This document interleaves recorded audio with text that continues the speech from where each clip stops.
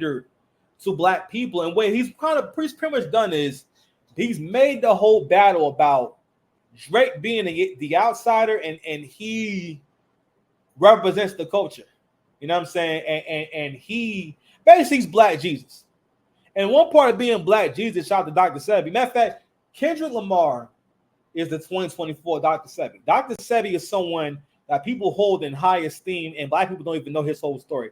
Black folks don't know. Now, Nipsey, before he passed away, rest in peace, and Nick Cannon both spoke about doing a documentary on Dr. Sebi about his case with the Supreme Court.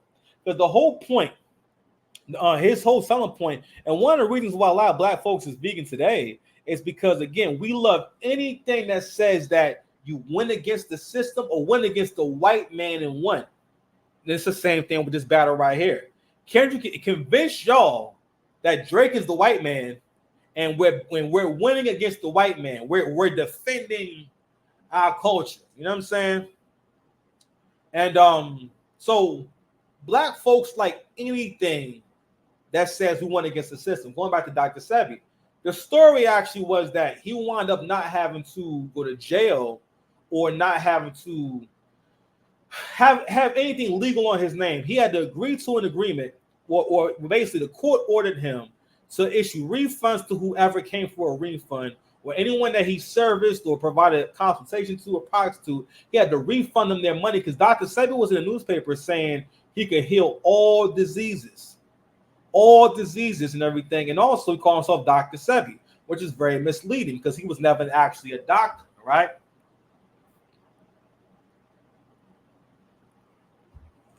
But primarily, black folks will go to someone like that who calls himself a doctor, but they're not actually a doctor because it's like, oh, well, listen, he don't got to have the white man's degree.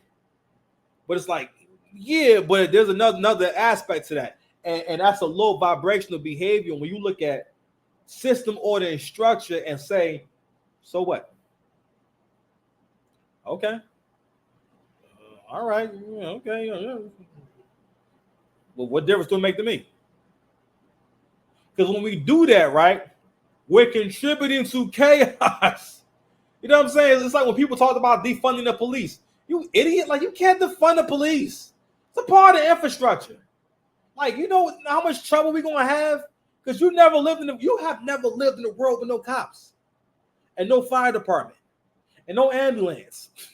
Okay? There's all these things men put there for your benefit. You know what I'm saying? But anywho, we're at the 17-minute mark, man. So I want to get into something that Angry Man was pointing out. So Angry Man was going through the imagery of the Not Like Us video. So recently the Not Like Us video dropped and whatnot. So even before we get into that and whatnot, I want to make a few points about this video and about this song in particular. What I realized about this battle is that for a lot of people, it's Kendrick's moment. And Kendrick has had his moment at the expense of Drake about 3 or 4 times, or basically kind of manipulating or using him in one way or the other. Exhibit 1. Drake put him on the biggest album of 2011, and he was on the album with the biggest artist. Kendrick was not popping around this time. He was an underground guy that had a little name, and people were starting to like him, right?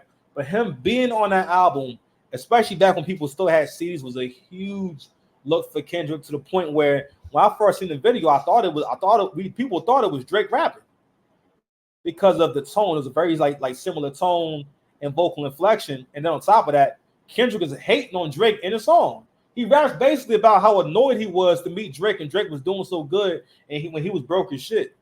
You know what I'm saying? And then from that point, obviously Drake met him and thought he was talented and said, yo, I'm gonna fuck with you. All right. Now, some men don't, again, and this also shows that Kendrick might be a narcissist, because only a narcissist could get help from someone and still see that person who's helping them as an op or an enemy or someone that they shouldn't have gratitude towards. Second, Drake takes him on I think it was called Club Paradise tour. He takes him on the Club Paradise tour. You know what I'm saying? Him and A$AP Rocky. Another huge look for essentially an independent artist, right? Then Drake is on Poetic Justice, the first big single of Good Kid, the biggest single of Good Kid, Mad City, Fast forward 2 years later, the Control verse. That basically was supposed to be, all right, Drake, come on outside, you know what I mean? And Drake just didn't go. And at the time it was like, damn, how come you not giving him the smoke? In hindsight now, you know, when you think about when you work hard for some shit and you work hard to get to a certain point, you're the big dog. Drake never needed to respond to Kendrick because there was nothing to prove because Drake was already at the top of the game. The same thing with Jay. It's just that rappers, we just don't be letting shit go like that. You know what I mean? He would take shots here and there, but he always knew what it was going to be because the little guy, the underdog, people always want to see the underdog win. And Kendrick always been the underdog, all right? That's on everything, right? And now here we are in 2024.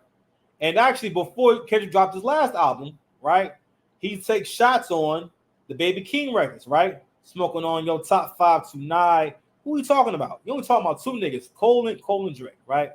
Fast forward to, again, after so-called retirement, because Mr. Morale and the Big Step was supposed to be his last album.